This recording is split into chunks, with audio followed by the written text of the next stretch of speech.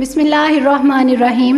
Assalamu alaikum wa rahmatullahi wa barakatuh. To start with the greatest name of Almighty Allah, who is the creator of the universe, who runs the rivers, lakes and clouds full of rain.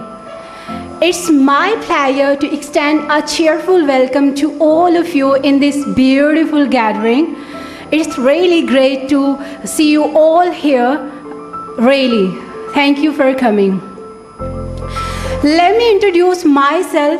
My name is Farwa Afzal. I am a student and I am doing Masters in TEFL, that is Teaching of English as a Foreign Language. I am from Ma'am Nimra's class, Level 1.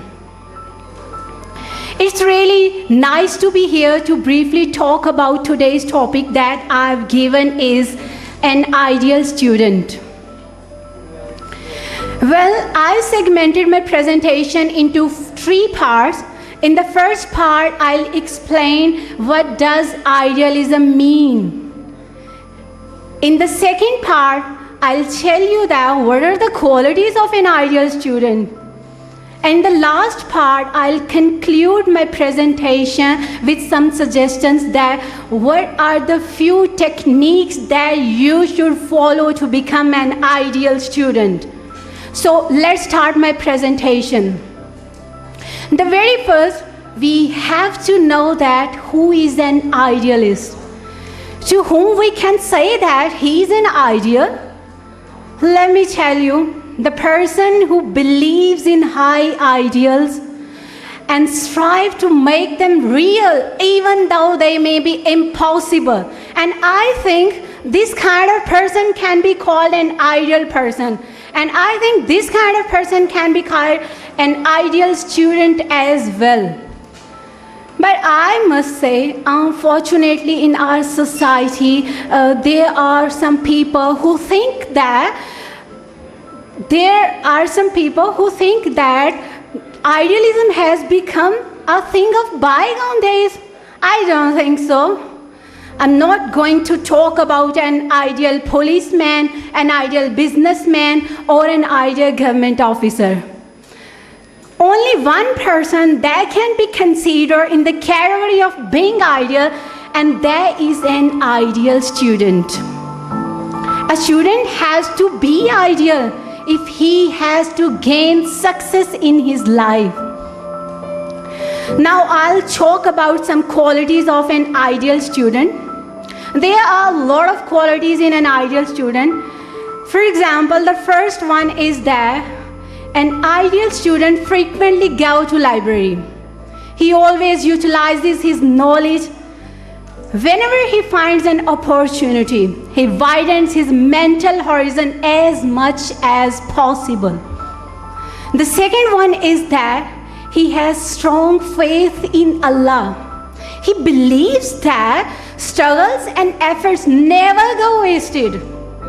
And the third one is that he has the guts to face the music with boldness. He has a strong temperament and modest standpoints. And the fourth one is that, and I think this one's the last one, the fourth one is that he is firm in his aims and is ready to cover long distances. He has the guts to cover the vast deserts and the mountain high hills to achieve his aims. And I think these are the best qualities that an ideal student possess. That's why our great leader, Quaid-e-Azam Muhammad Ali Jinnah, advised to the young generation. He said on 15 November 1942 that I insist you to strive.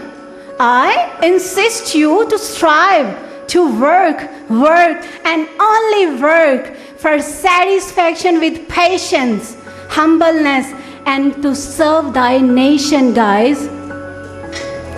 So, saint listeners, as we know that the burden of the national obligations is also coming towards the shoulders of young students.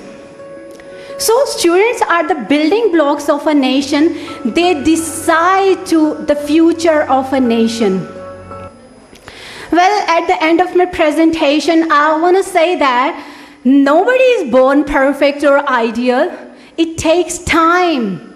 It takes time to imbue habits that make a student perfect or ideal. Both the parents and teachers need to put in their efforts to bring out the hidden potential of a child.